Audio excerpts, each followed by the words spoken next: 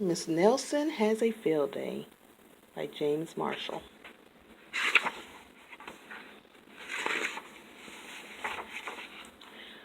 For some weeks now, gloom had blanketed the Horace B. Smedley School.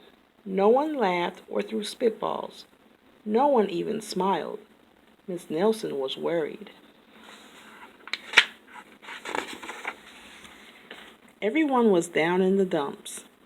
Even the cafeteria ladies had lost their sparkle. Mr. Blandsworth was so depressed he hid under his desk. "It's the worst team in the whole state," he said. And it was true. The Smedley Tornadoes were just pitiful. They hadn't won a game all year. They hadn't scored even a single point. And lately, they seemed only interested in horsing around and giving Coach the business. "Why practice?" they said. "We'll only lose anyway."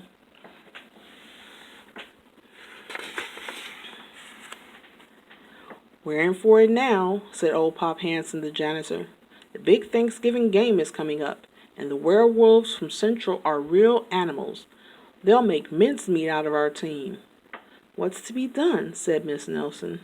"We need a real expert," said Pop. That afternoon, while Miss Nelson was grading papers, she heard wild laughter. It was coming from the teacher's lounge.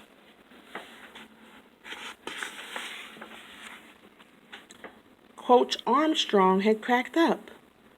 "I'll make us a fresh pot of coffee," said Miss Nelson. When Coach calmed down, Miss Nelson took him home in a taxi. "You need a nice long rest," she said. The next day, it was announced over the PA that Coach Armstrong would be out for a long time with the measles. "Who will take his place?" said the kids.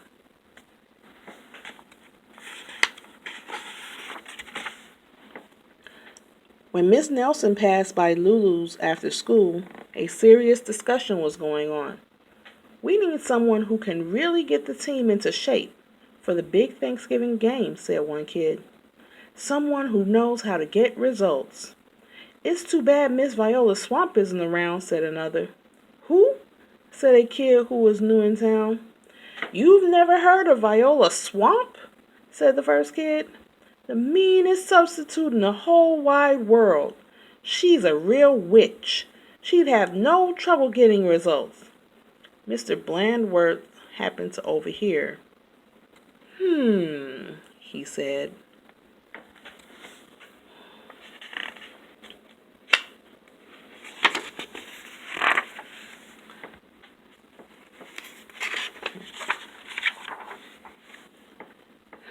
Said Miss Nelson, and she wasted no time getting home.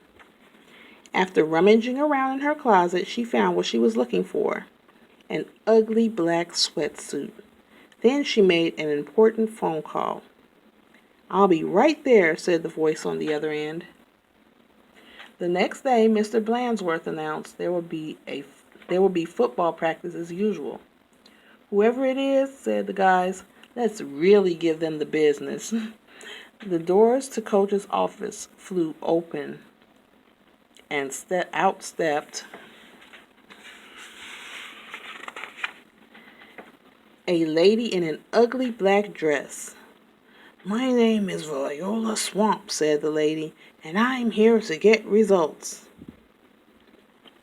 "It's Blandsworth!" cried the guys, and they laughed him off the field. "Oh, rats," said Blandsworth. "How could they tell?" Just then the guys heard the sound of squeaky tennis shoes. "I am Coach Swamp," said the lady in a black sweatsuit. "Holy smoke!" cried the team. "The Swamp!" The team's fullback tried to get away. "Not so fast, Mr. Smarty," said Coach Swamp. "Wow," said one of the guys. "Did you see that tackle?" Coach Swamp was a real expert. She put the team to work right away.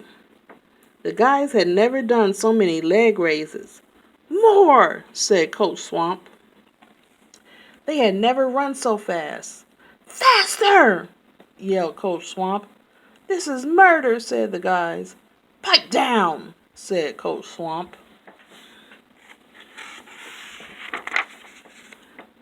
In only a matter of days, the Smedley Tornadoes were looking better. Coach Swamp really gave them the business. Mr. Blandsworth was a little puzzled, however. Who is that Miss Swamp? He said. Maybe Miss Nelson knows. I'll go ask.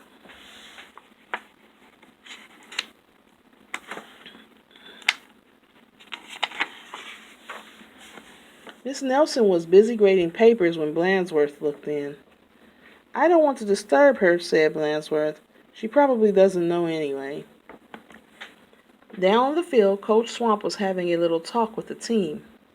And don't ever think you can horse around again, she said, because the swamp will be watching.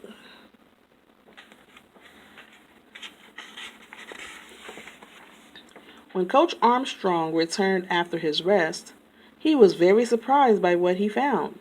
The guys played like a real team. How did this happen? Said Coach Armstrong. Said the guys.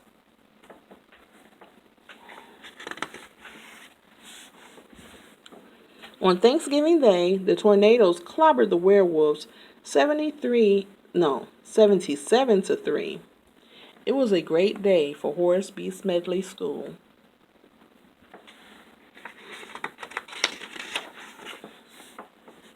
Mr. Blandsworth treated the whole team to hot dogs at Lulu's.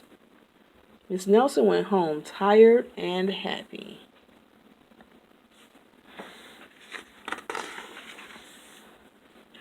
Sometimes you just have to get tough, she told her sister Barbara. And by the way, thanks for filling in for me. Anytime, said Barbara, anytime.